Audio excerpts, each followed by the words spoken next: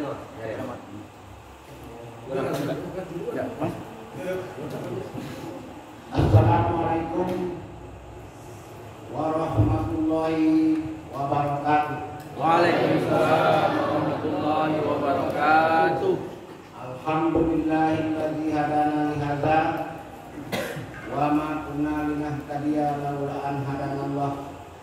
Asyhadu an la ilaha illallah wa asyhadu anna Muhammadar Rasulullah.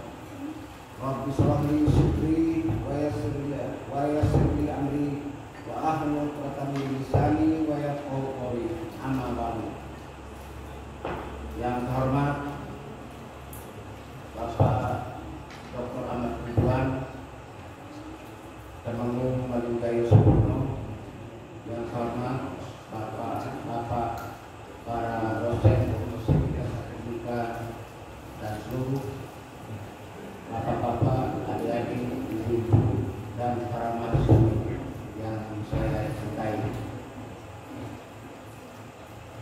Merupakan kemuliaan bagi saya hari ini, saya diminta untuk menyampaikan masalah tentang hukum adat Jambi. Hukum adat Jambi ini berbeda dengan hukum adat di daerah lain.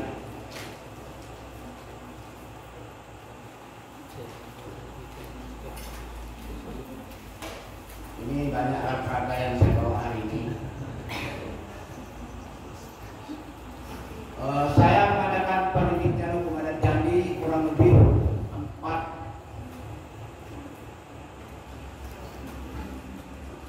48 tahun lamanya. Jadi saya nulis buku dengan judul Sumpit Gading Dama Ibu, Hukum Adat Melayu Jambi. Jadi hukum adat Melayu Jambi itu seperti senjata untuk mengatur masyarakat Jambi, karena hukum adat itu yang membedakan antara orang dengan hewan. Jadi hukum adat Jambi itu saya katakan berbeda dengan hukum adat yang lain. Hukum adat Jambi itu punya sejarah tersendiri. Kalau orang bertanya kepada para mahasiswa, kapan hukum Jambi itu ada? Jawab dengan spontan, hukum adat Jambi itu ada seperti jalan setapak di tengah rimbun. Dijawab. Artinya sejak orang Jambi itu ada di Jambi, entah dari mana nenek moyangnya, mau dari Jawa, mau dari Batak, mau dari Bugis, mau dari Kalimantan, mau dari Siam, mau dari Hindia Belakang, tinggal di Jambi, membentuk persatuan genealogis teritorial yang disebut dengan orang Melayu Jambi. Itu seperti yang dikatakan Pak Ridwan tadi, Jambi tidak ada orang Jawa, betul. Tidak ada orang Batak, betul. Kalau sudah makan di Jambi, tidur di Jambi, minum di Jambi, beranak pinak di Jambi, itu orang Jambi. Itu. Hukum adat Jambi itu lahir seperti jalan setapak sejak 10.000 tahun yang lalu, semenjak nenek moyang orang Melayu yang disebut dengan Melayu itu Proto Melayu, kemudian Melayu Muda, Detro Melayu. Lalu terbentuklah hukum adat yang bernama Jembur namanya. Waktu itu belum Islam. Nenek-nenek kita semua, nenek adik-adik, nenek bapak-bapak, ibu-ibu, neneknya dulu beragama Hindu, Buddha, agama Buddha. Ketika Islam masuk di abad ke-11, tapi sampai ke abad 15 belum menjadi agama negara, sehingga terjadilah percampuran antara hukum adat dan hukum Islam. maka oleh orang kaya hitam yang menjadi raja pada tahun 1500 sampai 1515 diadakanlah rapat adat di Bukit Sintang, Pulau Somai. Di bukit, bukan di gedung seperti kita. Itu. Lalu terjadilah perkawinan antara adat dengan syarat, antara hukum adat jumhur dengan hukum Islam yang seperti syarat tadi. Itu tepatnya pada tanggal 15 Juli 1502 Masehi. Jadi secara ilmiah hukum adat Jambi itu lahir 15 Juli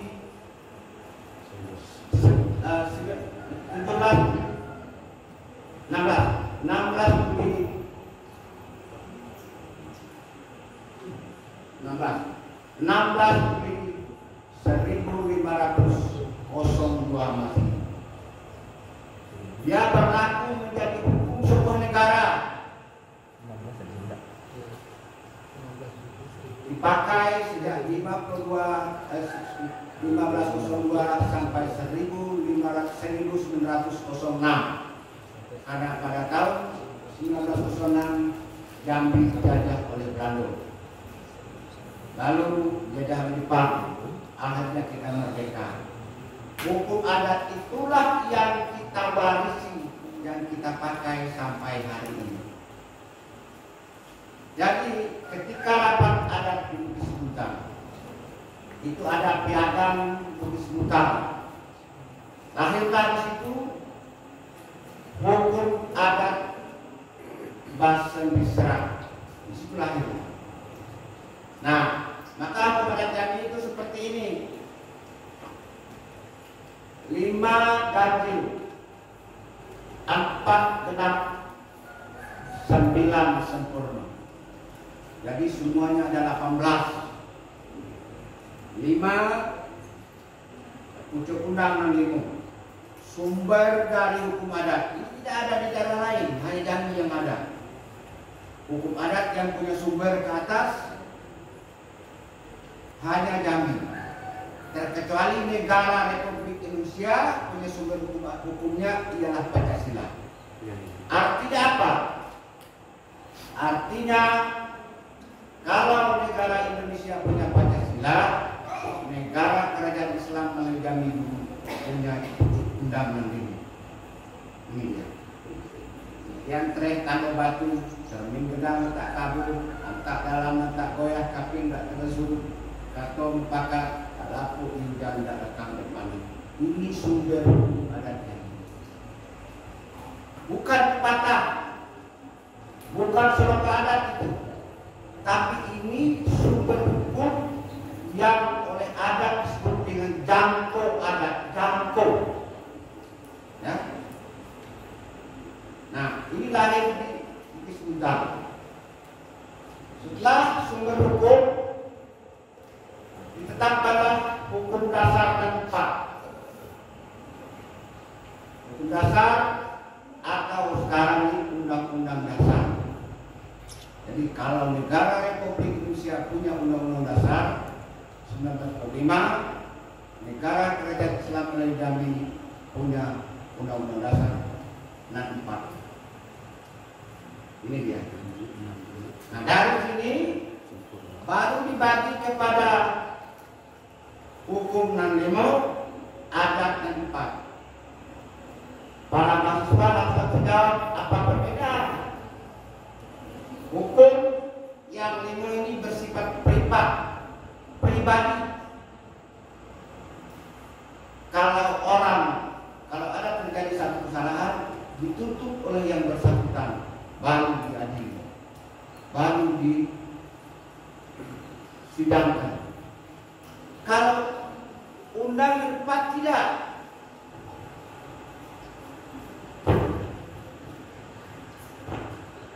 Kalau undang 4 terjadi pelanggaran, misalnya ada bujang gadis penciuman dengan jasa, mau melapor atau tidak melapor yang bersangkutan atau pemenggoda tahu tetap diadili atau itu disebut dengan hukum dengan undang. Dalam bahasa perguruan tinggi disebut dengan hukum pabrik. Jadi undang adalah hukum pabrik, hukum nandimu adalah hukum privat. Semuanya itu hukum, tapi bedanya secara ilmiah begitu. Ya, jangan tidak tahu. Nah, saya berharap dari perguruan tinggi stay Mau'izah Hasanah ini akan melahirkan tokoh-tokoh kemarin Jambi. Kalau bisa lebih dari saya. Karena saya umur saya 72 tahun sekarang. Mungkin besok saya mati, saya tidak tahu. Kebetulan saja hari ini saya sempat kembali. Ini yang saya harapkan. Diputus bukan diputuskan ini. Ini supaya tahu adik-adik. Ini yang sudah hilang di Jambi. Tidak ada manusia Jambi yang kenal yang ini Nabi. Apa namanya ini?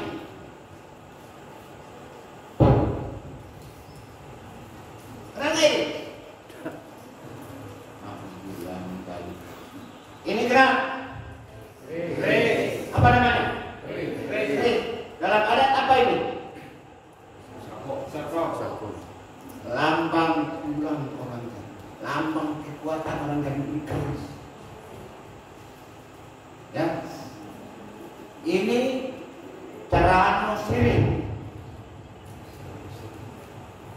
Lambang jiwa raga orang Jambi.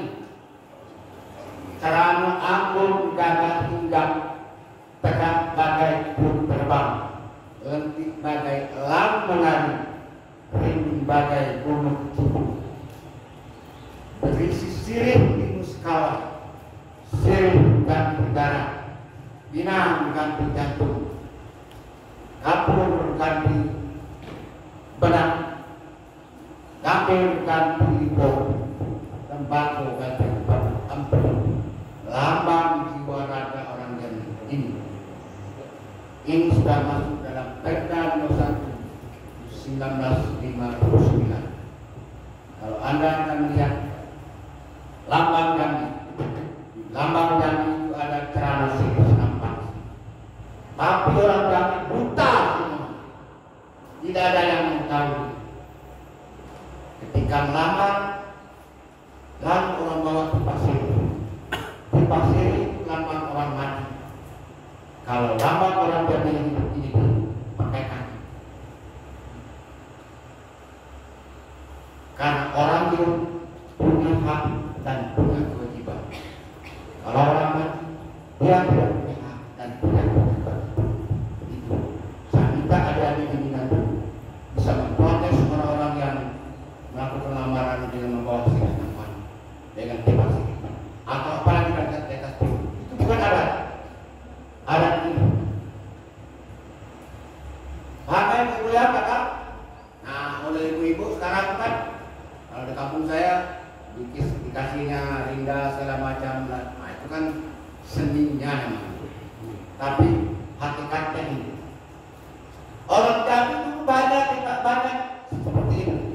Celana sirih ini dijual dari barang antik. Apa artinya? Orang Jambi suka jual nenek moyang di sini. Ya, angkat. Nah, ini berarti. Di mana lahirnya ini? Di Bukit Sikuntang. Cara ini tidak perlu seperti ini. Yang penting ini berkaki ada wadahnya di atas. Terbuat dari apa? Terserah Anda. Kalau Anda mau pakai kain, silakan kain. Mau pakai anyaman, silakan anyaman. Kalau Anda orang kaya, silakan buat dari emas berkilo-kilo, berlian. Silakan. Itu soal budaya, soal limpa aduh. Nah, ini disebutkan. Oke? Sekarang kita tidak baik. Hukum adat Jambi itu ini sumber. Tidak tanggung batu. Ada tak? Saya mau seminar ini ada adik-adik ini nada itu salah apa betul? Cuma misalnya gitu. Biar saya jelaskan. Kalau saya ngomong terus kan repot juga saya. Saya pernah batasan. Ya. Ada yang tahu titian tren yang bukan keras. Kalau keras di luar. Titian tren tanggapan. Titian kan kita menyeberang kali pakai kayu kan itu titian. Sekarang tren. Tren bahasa Jawa kayu keras. Posisi kayu mulia. Sudah kayu bulan keras, ini posisinya. Kira-kira itu artinya secara secara kebahasaan. Tapi secara maknawi bukan begitu. Secara itu bukan begitu. Tidak tren tago batu. Tidak tren itu adalah ayat Allah. Ada yang tahu ayat Allah berapa? Macamnya, bukan jumlahnya. Jumlahnya memberi 600 sekian. Iya. Macamnya berapa? Ayat Allah macamnya 2. Satu tertulis dalam Al-Quran, kita sebut dengan wahyu Allah. Yang kedua ayat Allah di alam semesta disebut dengan kepala. Itulah maka adik-adik, ibu-ibu pada hari ini pakai masker. Itu ayat Allah. Itu gak tanda batu. Tanda batu itu hukum alam. Kenapa api panas? Kenapa air dingin? Kan sampai hari ini tidak temukan profesor yang bisa mendinginkan api. Nasi bisa masak, tapi api dingin ada. Ya kan? Nah, jadi hubungannya apabila ayat Allah tidak terangkan, tidak kita laksanakan, maka ayat Allah yang berada di alam semesta akan marah dengan izin Allah. Pertanyaan sekarang, apakah sudah ayat Allah laksanakan semua? Belum.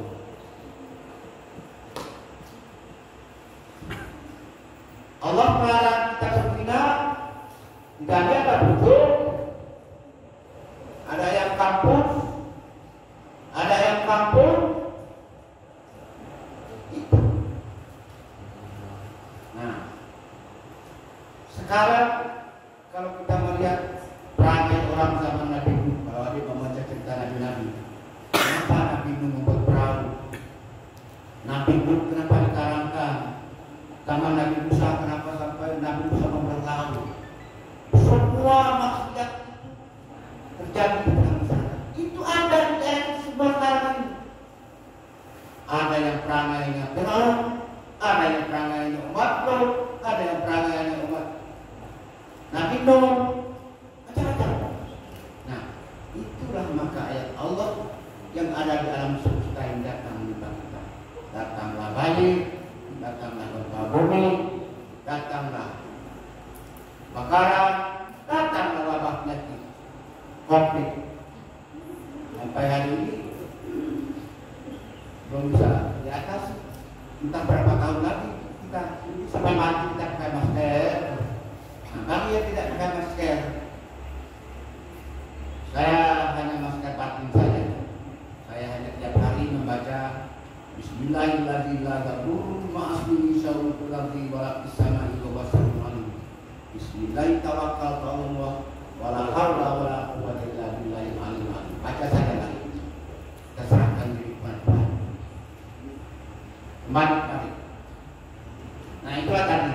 Nah, ini sumber.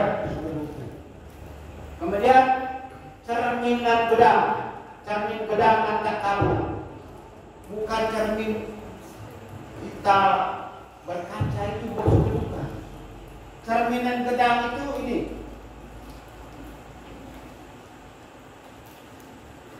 Kitab suci Al-Quran.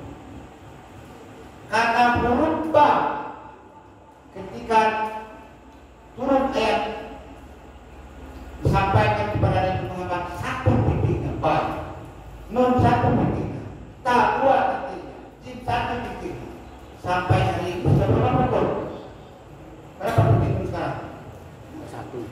Coba berikut belakang. Berapa titik huruf nun? Berapa? Satu titik kok. Tinggal ada berapa orang sekarang? Berapa? Satu. Apa artinya? Ini lambang cara yang tidak pernah kabur. Ini kata-kata benar. Seripun ibarat tahu umurnya kitab ini. Tidak ada kitab di dunia yang seperti ini, yang dihafal oleh jutaan manusia. Tidak satu kitab di muka bumi ini seperti ini. Tetap tidak berapa, yang tidak berapa itulah yang disebut dengan orang adat cermin yang tak kabur. Nah, di dalam hukum dikatakan itulah hukum yang pasti, bukan kepastian hukum seperti di negara kita sekarang. Giliran orang lain kumpul-kumpul tidak apa-apa, giliran HLS kumpul-kumpul kakak. Itu hukum yang tidak pasti. Itu kepastian hukum namanya. Negara kita sekarang sedang menganut kepastian hukum. Karena kalau kepastian hukum, hukumnya terserah kepada hakim. Saya kan mantan hakim berdasarkan. Ada orang yang mencuri 3 bulan, ada yang mencuri 5 tahun. Saya jatuhkan hukum. Ada yang 5 tahun, ada yang 5 tahun. Jadi tidak pasti kepastian hukum. Secara pribadi saya mengatakan KUHP tidak adil. Tapi secara hakim saya mengatakan karena ini sistem adil lagi. Nah, itu yang sekarang. Nah, inilah yang kemudian lantak dalam lantak goyah kambing tidak terkejut. Itu adalah hadis Nabi. Hadis Nabi Nabi Muhammad SAW. Kemudian kantor mufakat. Kantor mufakat tidak sama dengan kantor CEO. Ya, ini jadi pertama. Kantor mufakat itu telah dikaji segala baik dan buruknya. Kalau mau tahu sini letak ini. Atau seorang dibulatkan atau bersama dipakati, dicari hidup, tapi darah kejam, dikaji agak merpadu, dibaca ke kesedihan, ketemu kata sebuah bibir tidak bersulut boleh dilayangkan, bulan tidak bersanding boleh digunakan, bulan air bulan kantor keempat ini lagi. Ini yang keempat.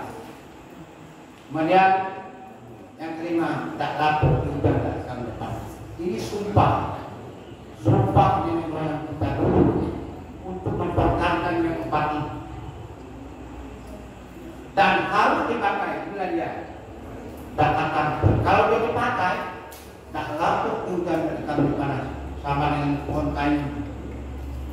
Kalau kayu itu hidup, leping laut dalam bahasa hukum. Hukum yang hidup, kalau hidup, pasal apa, lah pasal apa, lakuni bedani, lakuma dan misal. Adat baru karena dipakai, laku karena ditinggal. Ini. Nah, yang 5 ini menjadi sumber. Apa?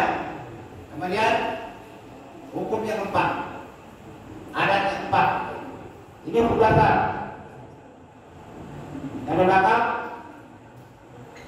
hukum dasar adat dan itu ialah adat yang 4. Pertama, adat yang sekedar adat. Saya kemarin berlalu bersama dengan Pak Irwan ke Tanjung Barat menjalani 13 jabatan. Tak satu pun bisa memahami aku adat yang sebenarnya ada. Tahu tak adat yang sebenarnya ada? Adat yang sebenarnya ada itu ialah sunnatullah. Laki-laki harus tahu dengan perempuan, itu sunnatullah.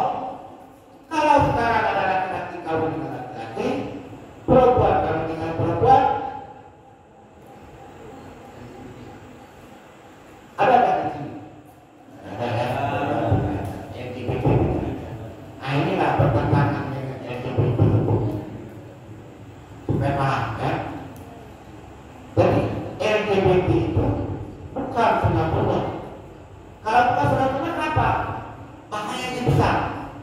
Nah, coba sekarang. Andai kata kita berandai-andai saja. Mulai hari ini semua orang yang LGBT semua, maka mulai tahun depan sampai dunia kiamat nanti tidak pernah manusia lain jadi. Sebab tidak mungkin kalau perempuan kawin dengan perempuan melahirkan anak, laki-laki kawin dengan laki-laki melahirkan anak. Ada telur dengan baca dia di YouTube ada laki-laki bertelur di Sulawesi, 9 telur kita. Ini bertentangan dengan itu. Ini ada yang sebenarnya ada tentangan. Ada jadi sunatullah pada objek tertentu itu namanya pada perbuatan, pada perintah dan larangan itu namanya sunat. Ada yang sebenarnya. Kenapa perempuan melahirkan? Karena dia sunat. Kenapa anak suruh hormat kepada bapak? Murid suruh hormat kepada guru, itu sunat. Mahasiswa suruh hormat kepada dosen, itu sunat. Yang muda hormat kepada Tuhan, itu sunat. Gitu. Kemudian yang kedua, adat yang teradat. Adat yang teradat ini sunatullah juga, tapi pada objek dan subjek tertentu. Seorang berdua teradat menyerahkan barang yang jual. Seorang pembeli teradat membayar harga barang yang dibeli. Seorang gadis teradat mencintai pemuda. Seorang pemuda teradat mencintai gadis. Itu adat yang teradat dari dulu. Seorang ibu teradat mencintai anak. Seorang anak teradat hormat kepada ibu, kepada orang tua. Ini. Nah, dari sinilah itu masalah hukum. Adik-adik kita tahu cerita Nabi Sulaiman. Di zaman Nabi Sulaiman ada 2 orang perempuan berperkara menghadap Nabi Sulaiman. Berebut seorang anak. Kata A, ibu yang bernama A, anak dia. Kata ibu yang bernama B, dia yang punya anak. Saksi tidak ada, bukti tidak ada. Lalu menghadap Nabi Sulaiman. Kata Nabi Sulaiman, saya bagi 2 saja anak ini, saya ambil pedang. Dia mau potong 2 anak. Tanya kepada A, maukah kamu anak ini saya potong 2? Ibu A ini jawab, ya, kami mau. Separuh dia, separuh B. Tanya kepada B, mau tak kamu potong 2 anak ini? Tapi kamu separuh untuk yang A. Apa jawab ibu yang bernama B? Ya Nabi Allah, kalau anak ini dipotong 2, maka itu biarlah saya tidak mendapat bagian. Serahkan anak ini kepada ibu bernama B. Oh, ibu B ini kan girang ya, perkara yang menang. Tetapi Nabi Sulaiman kembali kepada adat yang teradat. Seorang ibu sangat suka teradat mencintai anak. Ibu mana yang mau anaknya dibunuh di depan dia, anaknya dipotong di depan dia? Tidak ada ibu yang mau. Maka berdasarkan adat yang teradat ini, Nabi Sulaiman menyerahkan kepada ibu yang bernama B. Karena ibu yang tidak mau anaknya dipotong, pastilah dia yang punya. Kenapa? Ya, daripada anaknya mati, lebih baik anaknya hidup walaupun tidak dia yang darah. Sedangkan yang satu bukan anak dia, suka aja dia. Nah, begitulah. Inilah hukumannya. Nah, kemudian yang ketiga, adat yang diadatkan. Nah, adat yang diadatkan kita yang membuatnya. Misalnya di kampus ini, setiap akhir bulan diadakan seminar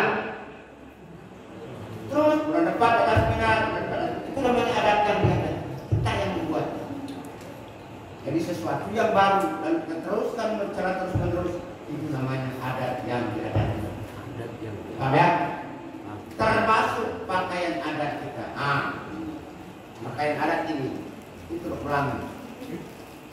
Kalau pakai telur belang, ini adat yang diadatkan. Lawannya harus rupiah hitam. Kenapa rupiah hitam? Ini rupiah hitam ini lambang perahu. Waktu nenek moyang orang Jambi dulu datang ke Jambi, membawa perahu panjang 9, sahab luan sesak kemudi. 9 rombongan. Nah, lalu di sini taruhkan dari mahkota. Makanya rupiah orang Jambi runcing ke depan, runcing ke belakang. Lambang perahu. Ya, ada? Tuh nenek, yang ini. Dan tadi, kalau pakai baju kelakamu, tidak boleh kopiah putih, tidak boleh pakai wajah, tapi harus topi hitam. Kemudian, ini ada jajaran ini. Kancing baju harus 5.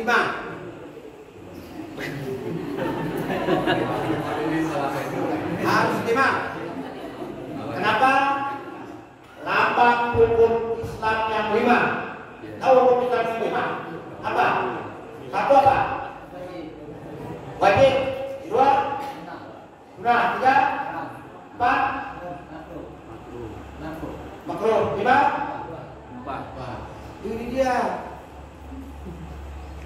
lambang hukum Islam yang 5. Tahu kan? tahu.